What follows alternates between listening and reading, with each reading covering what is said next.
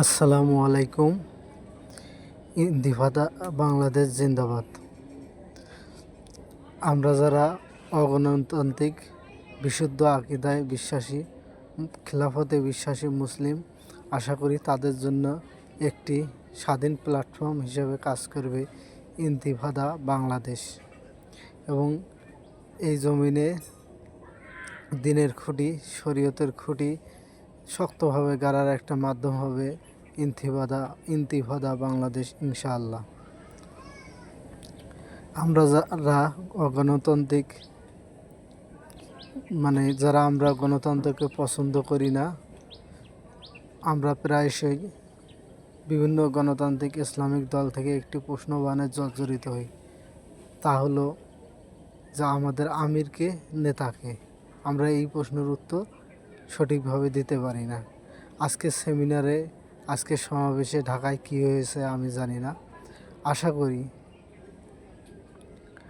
করি খুব শীঘ্রই আমরা এই ইন্তিফাদার ব্যানার থেকে আমাদের একজন অগণতান্ত্রিক, আমরা যারা মুসলমান, যারা আমরা বিশুদ্ধ আকীদা পোষণ করি, তারা একজন আমির পাবো ইনশাআল্লাহ। এবং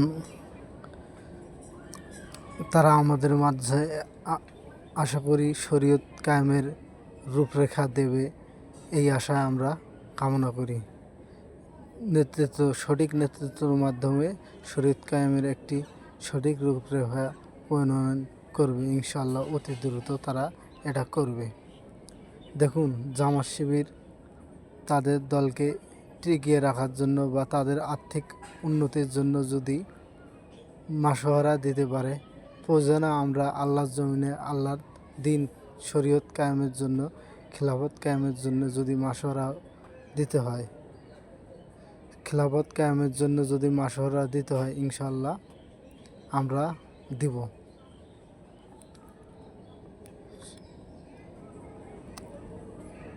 আশা করি এই প্ল্যাটফর্মটি আমাদের জন্য, শুধু আমাদের জন্য না, মুসলিমদের জন্য একটি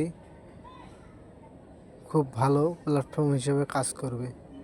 আর শুরুটা তো যে কোনো সংগঠন, যে কোনো কিছুর অল্প থেকেই হয়। মোল্লা ওমর কিন্তু অল্প কিছু মুজাহিদ থেকেই আজকে আফগানিস্তানে এই অবস্থা। যদি আকিদা বিশুদ্ধ থাকে, ইনশাল্লাহ আল্লাহর সাহায্য যদি আসে, এই ইন্তিফাদা ব্যানার থেকে আমরা হয়তোবা একদিন ইসলামী ইমারত অব বাংলাদেশ গঠনের স্বপ্ন দেখতে পারি ইনশাআল্লাহ। আল্লাহ আমাদের নেক আশাকে কবুল করে নিক, ইন্তিফাদা জয়দান করুক ইনশাআল্লাহ। আবারও ইন্তিফাদা জিন্দাবাদ বলে আমি আমার বক্তব্য শেষ করছি।